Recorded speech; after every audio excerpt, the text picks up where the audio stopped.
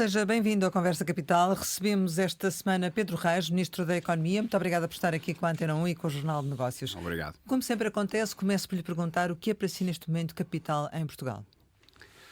Olha, se for em termos de desígnio, eu diria que capital é acreditar no país, acreditar que há um futuro, acreditar que há um caminho para a economia portuguesa e acelerar em termos de execução.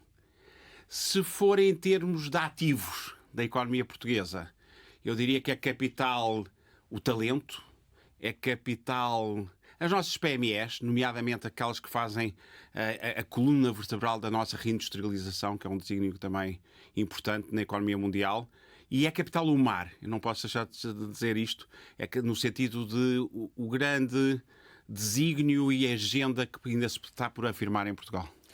O Primeiro-Ministro, neste final de ano, numa mensagem de ano publicada no Jornal de Notícias, apontou o investimento como a palavra de ordem para o país. Isto significa que em 2025 Portugal vai ter, pode vir a contar com grandes investimentos, é isso? Estamos a trabalhar para isso. Ou seja, e acho muito importante o país ter virado a página do que eu chamo da agenda política e dar espaço agora à agenda da economia. Porque estou firmemente convicto que é... Ou seja, é assim que interpreta as palavras do Primeiro-Ministro. É uma interpretação também possível que eu faço no ângulo da economia, no sentido em que agora é preciso acelerar o crescimento económico, que é a mãe dos recursos e do bem-estar e da esperança e do futuro de todos nós. E, portanto, acho que nesse ângulo é muitíssimo bem apontado. Há as várias facetas, há a faceta do investimento público, dos PRRs, mas, acima de tudo, a meu ver, há a faceta do investimento privado, do investimento das empresas que já cá estão e das empresas que admitem vir para Portugal.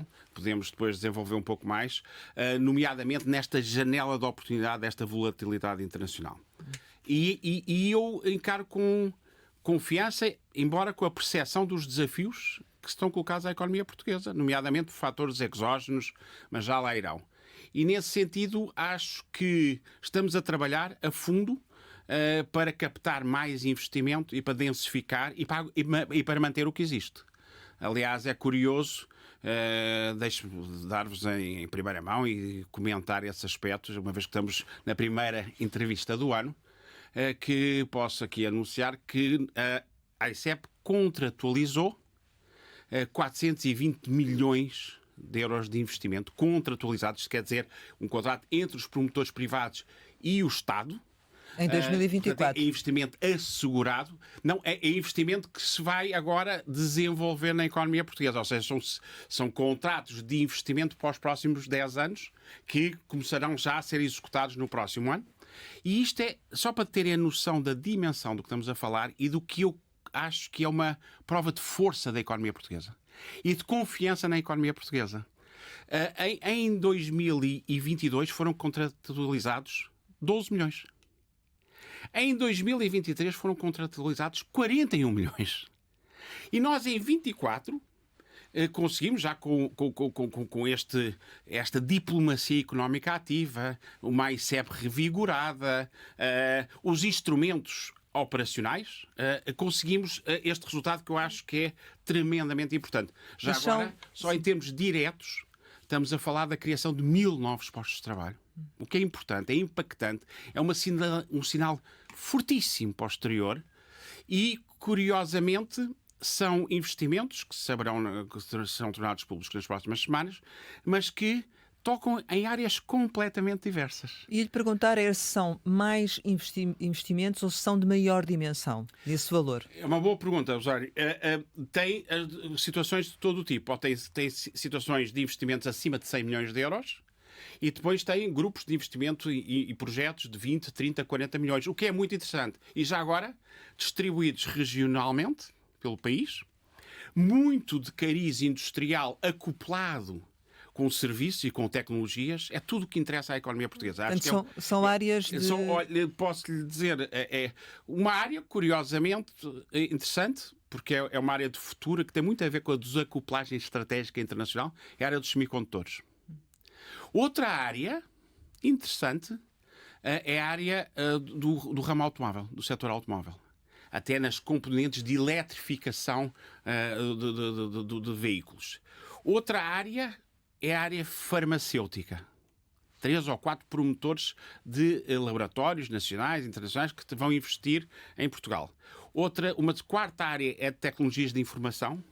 E depois temos 2 áreas de indústria pura de plásticos e da área de madeira, entre muitos outros contratos.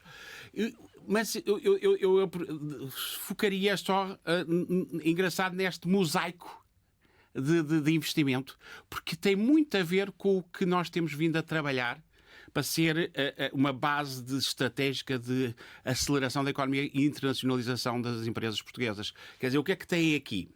Tem tecnologias de informação e semicondutores, ponta. Tem uma regeneração, começa a preparar a cadeia de valor do automóvel para a chegada dos veículos automóveis elétricos. Tem a farmacêutica, que é um setor extraordinário, alcançou 3 mil milhões de euros de exportações este ano, que é brutal. E depois tem também os setores tradicionais da indústria, o backbone da indústria, como os plásticos e a madeira, também a reforçar ou a expandir investimento ou a criar novas unidades. Portanto, acho que é uma bandeira muito importante num momento crítico para a economia portuguesa, para sinalizar para fora. Volto a dizer isto, acho que conseguimos contratualizar, através da AICEP, 420 milhões de euros para investimento futuro. No final, fechando muitos, até à última hora tivemos a acompanhar estes projetos, até o último dia, e entrando no ano com um pipeline de investimento contratualizado. Portanto, eu estou a sublinhar muito isto porque é fixo, é firme. Muitas vezes faz anúncios ao longo dos anos, fizeram-se anúncios de o que é que está em intenções de investimento. Mas o que o país hoje em dia quer e os investidores apreciam é decisões concretas e definitivas. Estas são. E isso significa que a fasquia para o próximo ano vai ter que ser ainda maior. Isto significa que arrancamos um ano com a percepção da responsabilidade que todos temos como economia portuguesa perante um desafio grande a nível externo, mas também que há um caminho para a economia portuguesa de crescimento. Repare, nas últimas semanas, hoje estou aqui a anunciar os 420 milhões de investimento contratualizado. Mas na última semana anunciámos o centro novo da Lufthansa Technik, que são um investimento de 3 dígitos, vai trazer 700 postos de trabalho qualificados. Visitei a Leroy Merlin, onde foi anunciada uma unidade logística com mais de 100 milhões de euros de investimento. Estive na Bosch e vi áreas novas de desenvolvimento, por exemplo, nas bombas de calor e das bombas térmicas, que estão no centro da sustentabilidade e da economia circular doméstica. Mas o Sr. Ministro também falou da necessidade de manutenção desse investimento como prioridade, como sendo capital, o que significa que há investimentos em risco de fecharem portas e irem embora? Vamos lá ver, o investimento tem sempre que ser conquistado pelas empresas e pelos países em permanência. E neste momento, o que é que nós assistimos? Assistimos a uma volatilidade grande na economia internacional. Está a pensar no setor automóvel? Em vários. Ou seja, há vários setores que estão em reformatação, em metamorfose, em reposicionamento. É válido, a começar logo pelo o setor automóvel. É um caso claro em que, a nível mundial e particularmente a nível europeu, a indústria está à procura de um novo ponto de equilíbrio. E já agora tem-se focado muito só na vertente da transformação dos veículos tradicionais de motores de combustão para a evolução para os veículos elétricos. Mas não é só isso. Há também um abrandamento do consumo, da aquisição de veículos a nível mundial e a nível europeu.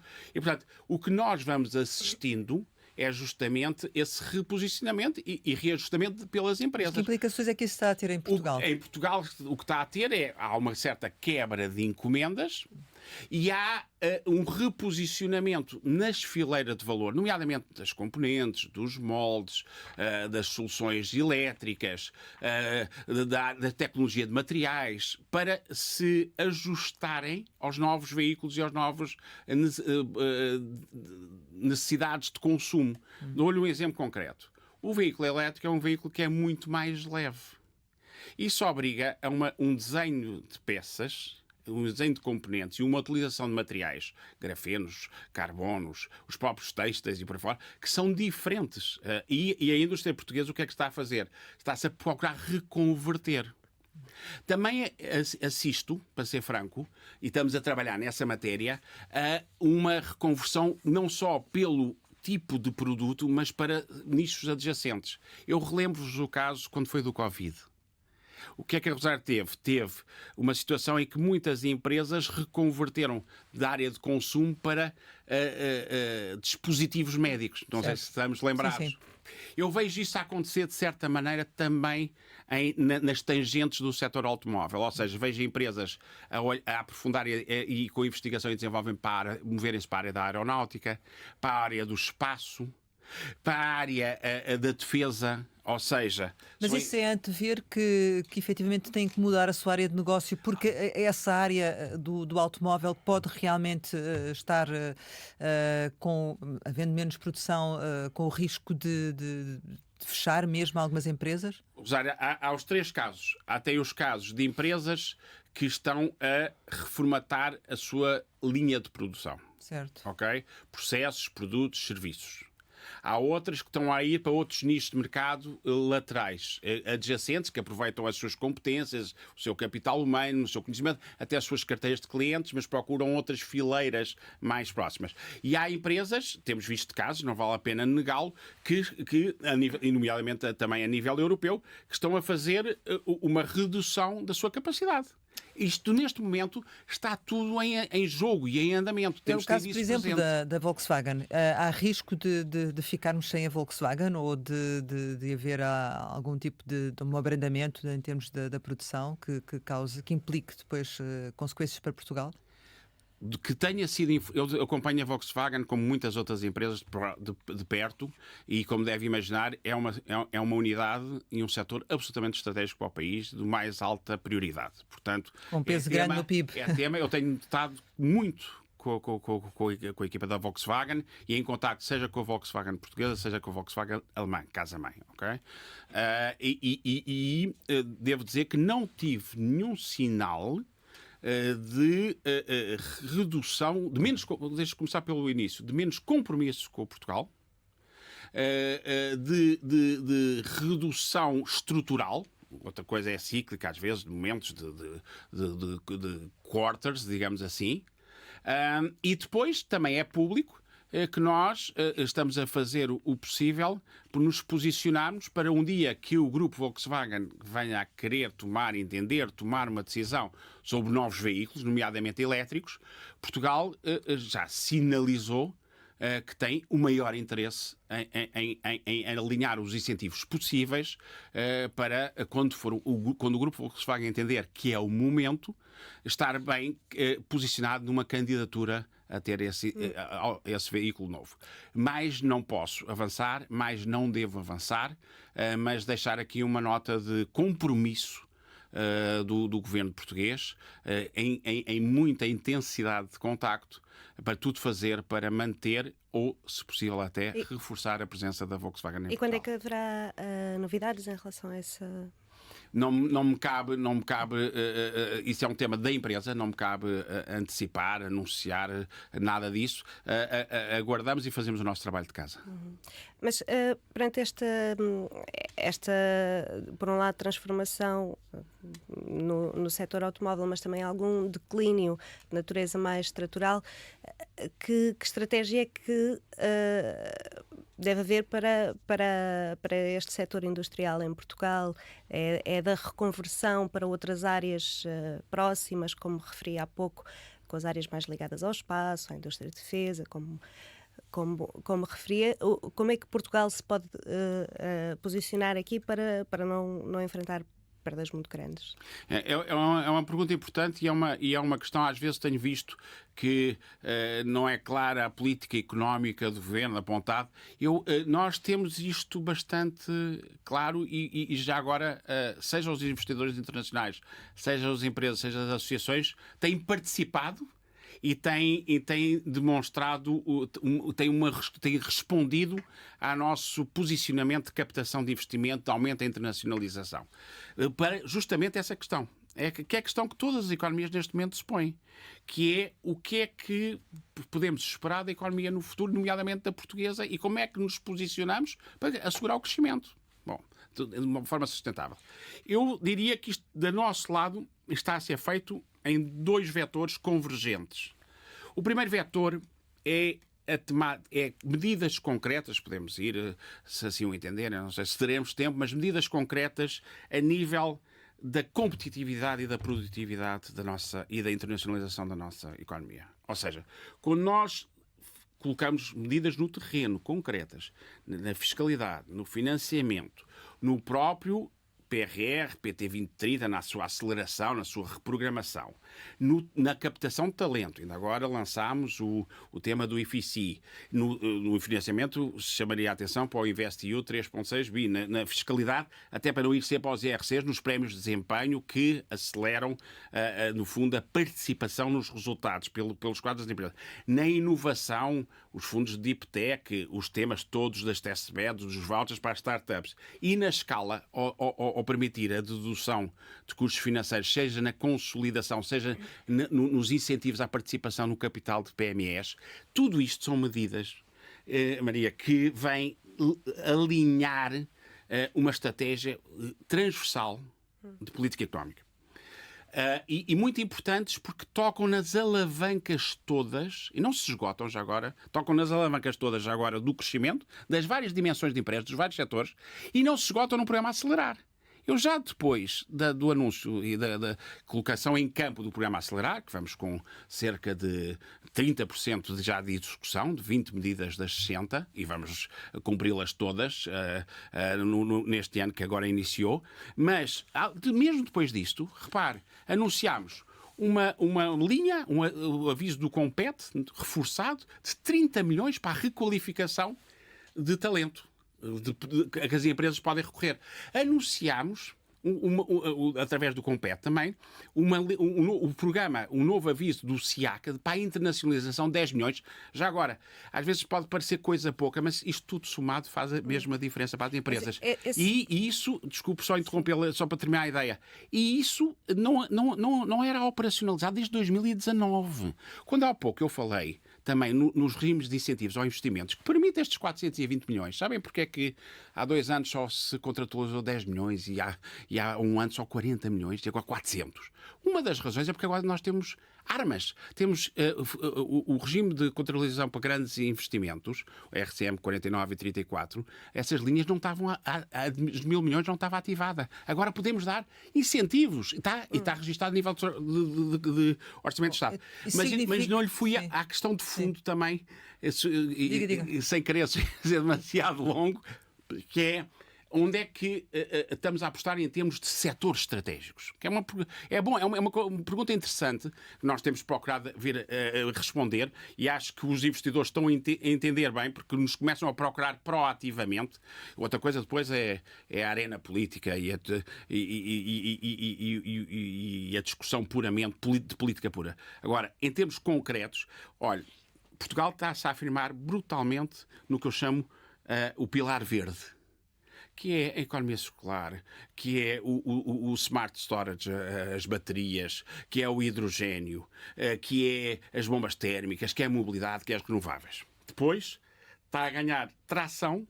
Ainda agora estive a ver isso, em comparar com um dos melhores do mundo, que foi na visita que acompanhou o Sr. Presidente da República aos Países Baixos, na área azul. Ou seja, estamos a dar cartas com empresas, projetos interessantíssimos. Eu não visitei a agenda mobilizadora azul da cosmética, da farmacêutica, dos nutracêuticos. Eu vi projetos de biopolímeros, biofilmes, de biocombustíveis, da aquacultura. Portanto, a economia azul, lá está o tal desenho, começa a aparecer uma realidade por baixo de um propósito. Depois, esta área toda que eu chamo o da defesa, da aeronáutica, os componentes de satélites, os lançadores, os sistemas de observação e comunicação em órbita. Portugal tem vai nos drones e depois tem áreas. E já agora deixe-me dar-vos esta nota. Nós, mesmo a nível do têxtil, nós hoje temos desenvolvimento de têxtil técnico que posiciona as empresas para se capacitarem para concursos NATO e por aí fora ao mais alto nível, com sensores, com materiais como Kevlar e por aí fora. O que é que nós estamos a fazer todos estes setores? Dizer, então, mas e como é que isso depois passa para o terreno? Olha, criámos, por exemplo, 2 grupos de trabalho concretos para a economia da saúde e para a economia da defesa. E aí a matriz é sempre igual, trabalhando transversalmente no governo e primeiro, detectando, fazendo a identificação do procurement internacional. O que é que já que a Europa está aí para a saúde e para a defesa, então vou procurar. Relativamente à defesa, Sr. Ministro, para concretizarmos, podemos vir a beneficiar de algum reordenamento do financiamento europeu, até porque a defesa está, hoje em dia, às vezes até pelos piores motivos, a tornar-se como um setor fundamental? Eu acho que Portugal, exatamente porque tem as mesmas as competências técnicas que eu vejo na defesa, nestas áreas que estive a desenvolver, que vão, volto a dizer, do têxtil às munições e que vão dos equipamentos às componentes e que vão do software à engenharia. Eu acho que Portugal, ponto 1, tem capacidade de desenvolver essas competências. E acho que uma coisa é o tema da obrigação de Estados, certo? 2%, 3%, 4%, já vemos em alguns países europeus, não é? Como sabemos, a atingir essa métrica. E até eu acho que vai-se isso reforçar, seja porque as ameaças globais estão aí para ficar, seja até pelo posicionamento dos Estados Unidos, que tem no fundo, reforçado essa emancipação europeia. Isto é um tema. Certo. Outro tema, e obviamente, à medida que Portugal for consolidando o seu compromisso europeu e da NATO nos 2%, e vamos ver até onde é que isso não vai até escalar, quanto mais isso for utilizado, esse compromisso, beneficiando empresas e a economia portuguesa, excelente. Mas eu vou-lhe dizer uma coisa, eu acho que as empresas portuguesas conseguimos fazer este trabalho de casa que agora iniciamos, nestas áreas específicas que lhe estava a dizer, eu acho que pode-se ir mais longe. E que vai ter resultados concretos. Nós podemos ter empresas a fornecer em países que têm que colmatar a sua cota, mas não têm essas competências. Nomeadamente, países pequenos. Olha, dou-lhe um caso. Enfim, não vou citar os países, mas países europeus que não têm indústria desenvolvida militar. Portanto, a intenção é desenvolver a indústria a nível da defesa. E sempre com aquela ângulo de utilização dual. O grupo de trabalho vai apresentar resultados? Sim. Quando? Nós iniciámos no final do ano este trabalho, em articulação com o Ministério da Defesa, que fique bem claro, certo.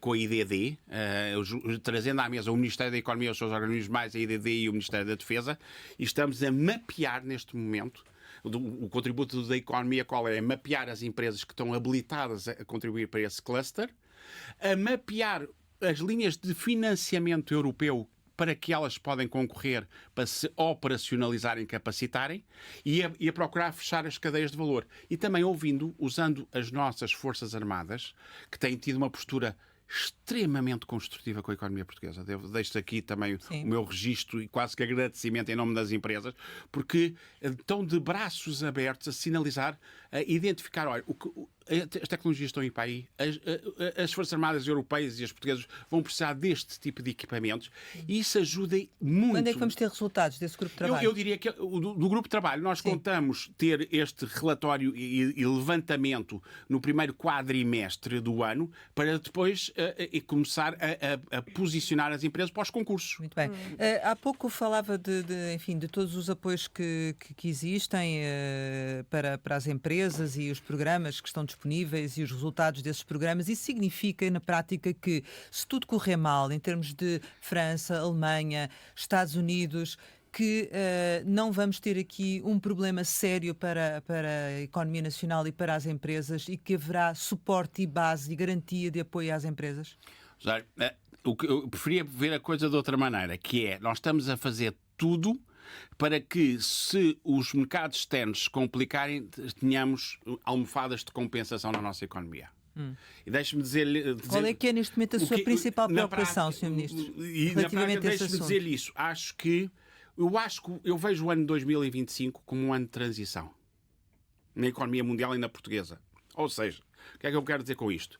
Eu tenho alguma esperança que quando eu olho para a agenda internacional, vejo como fatores positivos uma baixa das taxas de juros, por algum domínio da inflação, ou por amansamento da inflação.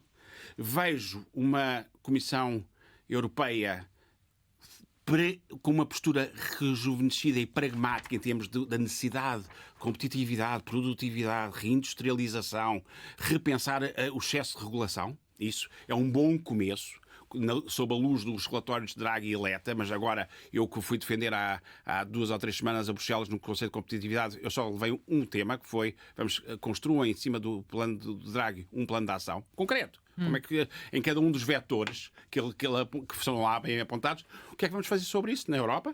Vejo estes temas todos de setores a despontar com mais força. A energia, a logística, o farmacêutico e a saúde, as matérias críticas e materiais de autonomia estratégica. Vejo como bom sinal a possibilidade de fazer o acordo do Mercosul. Ou seja, essa almofada vai sustentar uma eventual crise?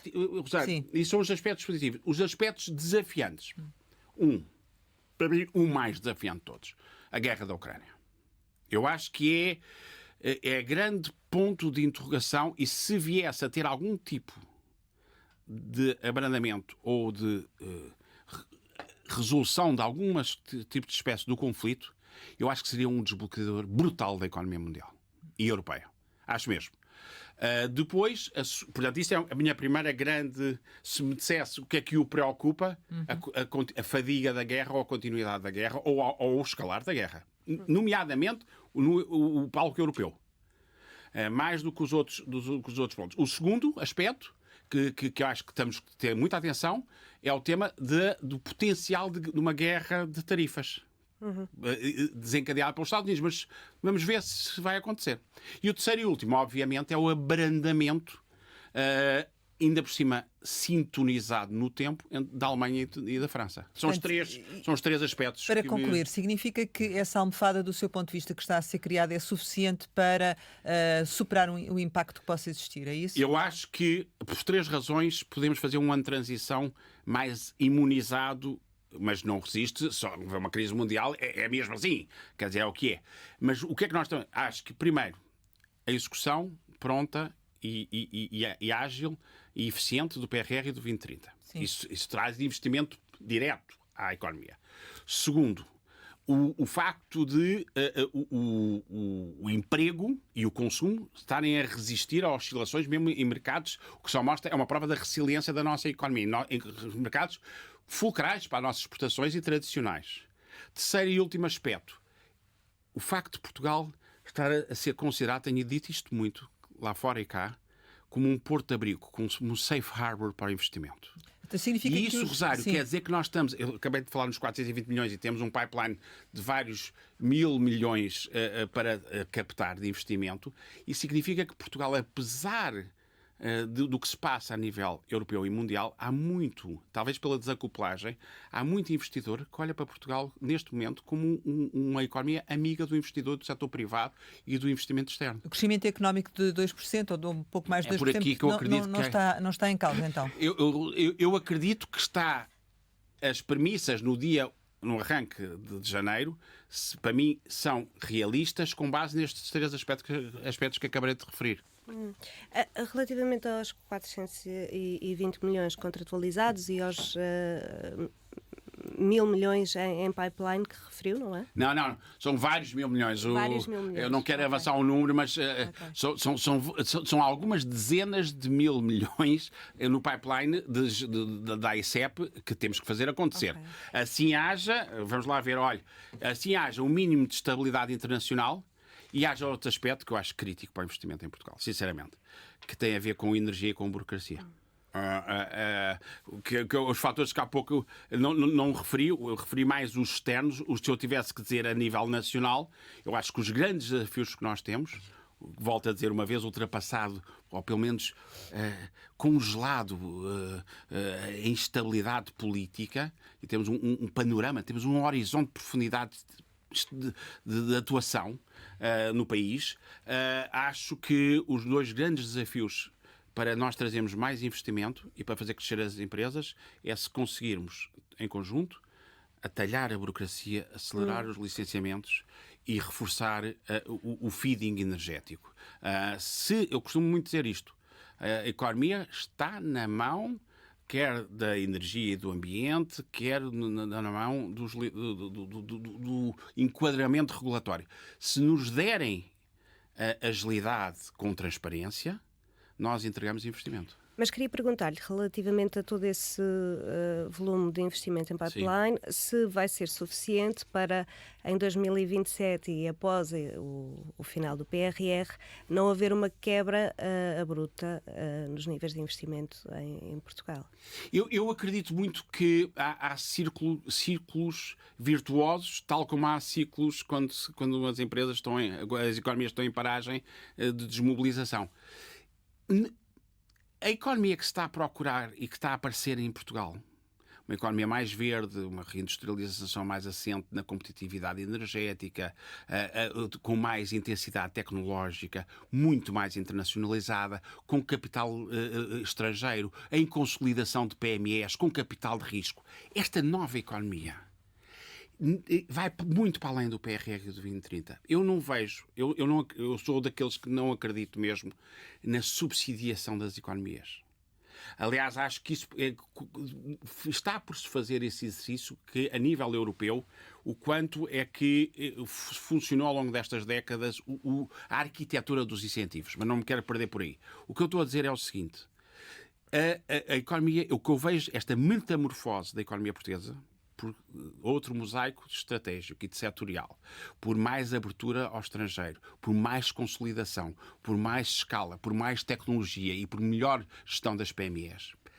Acredito que isso vai galgar o patamar de competitividade da economia portuguesa e vai permitir que um dia que se faça o desmame do PRR e do próprio PT 2030, a economia tenha ganho uma robustez, tenha se emancipado, como as economias modernas e sofisticadas e europeias e outras, e americanas e por fora, e outras asiáticas, em que não estão dependentes de ter programas de incentivos. E esse vai ser o grande teste. O que eu vejo é as empresas, da mesma maneira, repare, as empresas estão a fazer esse trabalho, se nós formos ver bem, têm estado a fazer esse trabalho que eu volto a dizer da autonomia, e isso é saudável para a nossa economia. Repare, fizeram, quando foi da fase de assistência financeira, da Troika, as empresas libertaram-se de dois aspectos que são grilhetas, que são correntes, que as ancorava a um potencial de crescimento. A dependência do mercado doméstico nunca mais voltou atrás, não é? Começou, quando chega à Troika, as exportações, eu era presidente da ICEP na altura, eram 28%, quando saí eram 42%, hoje estão próximos de 50%. Mérito das empresas. Depois, vão-se desbancarizando no sentido de ter rácios financeiros mais saudáveis e capitalizando. E o terceiro aspecto é justamente isso. Vão se tornando muito mais independentes do Estado. Isso é ótimo. E dos programas públicos. Okay. Portanto, desculpe, só uma última dimensão. O facto também, por exemplo, isso é um bom delivery, é uma boa entrega